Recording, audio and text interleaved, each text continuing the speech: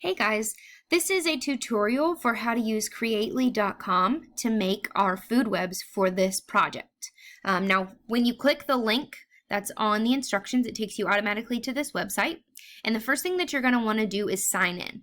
Now, you can just use your school Google account, which is what I'm doing. So sign in. It is free. You shouldn't have to do anything. Sign in with Google. Now, since I've already signed in on this computer, it's going to automatically work for me. But for you, you'll have to type in your Google account and your password to get signed in. Once you get logged in, this is the screen that's going to pop up. Now, this screen normally takes quite a few minutes to load. So if it looks blank for a few minutes, be patient. It will pop up, I promise. Once you get to this page, you are going to go to Add Document, and it'll pop up a new tab for you. Now, the easiest way to do a food web for the purposes of this project is just to start with a blank document, because none of these templates are exactly what we're looking for. So you'll click blank document, it'll load.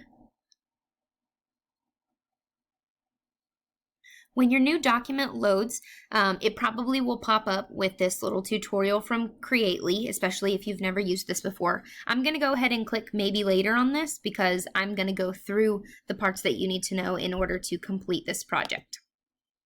So this is your blank document. This is what it looks like. On here we've got a grid space, and then on this side are things that you can add to your grid space. I'm going to go through and show you the easiest way to do this. You are more than welcome to play with this and get as creative as you want to when you go to make your food web. But simply put, if we want to just make a basic food web, I'm going to come up here to line because I'm going to try to create my arrows, and I'm going to draw an arrow. Now, when you first draw it, it's going to look crooked like this. So you have to come up here to settings where it says line style and click straight so that line goes straight. Then you can go ahead and add on an arrowhead to it. They've got lots of options. You can use whichever one you want. And that adds an arrow to one side of your line. Now, if it's on the wrong side, you can come up here to flip connector and it'll move it to the other side for you. So I want my arrow pointed up, so that's why I clicked that. And then there is an arrow on your screen. Now, let's say that I wanted to put my producer down at the bottom and then my primary consumer at the top of that arrow. There are two ways that you can add in pictures to this. You can either save the pictures on your computer and then come up here to add image and import an image from your computer. It'll have you browse and search the stuff that you have saved on your computer. Or to make it a little bit easier for you, there's a tab here that says Google search. That's the one that I'm going to use because it's pretty simple. If you come up here to Google search, you'll type in the spacebar. Let's say I want grass for my producer. It'll pop up some pictures from Google, and let's say I want this picture. I'm going to drag it out here, drop it, and that picture will show up on my space. Now, obviously, this is a little bit too big. You can play with the size. You can move that around wherever you want to. There we go. That's my picture. Now, you are also going to need to label these pictures. So I'm going to click out of that. Come back here to my shapes slide, and I'm going to click text. That way I can come in and I can type grass as my label for what this is. Obviously, you can make the text bigger.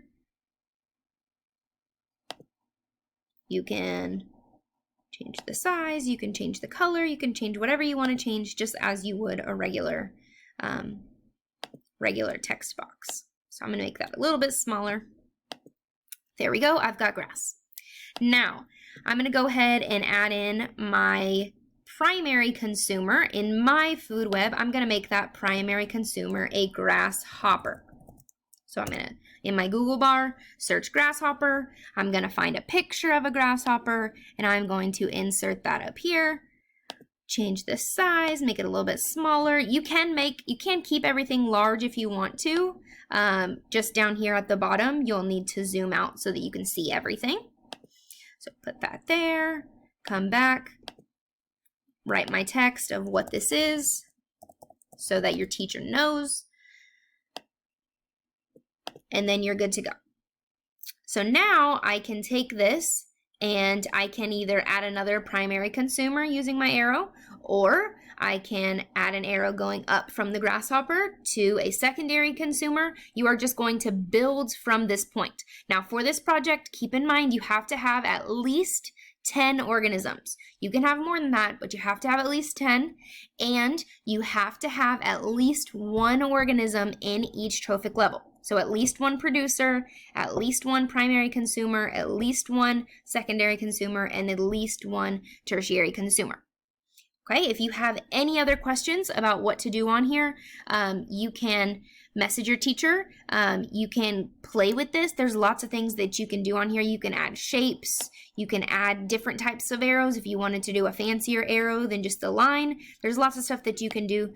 Play around on this. Mess with it as much as you want to. Just make sure that you have everything included that you need to for the project. And then when you're finished, you're going to come up to the top and export it.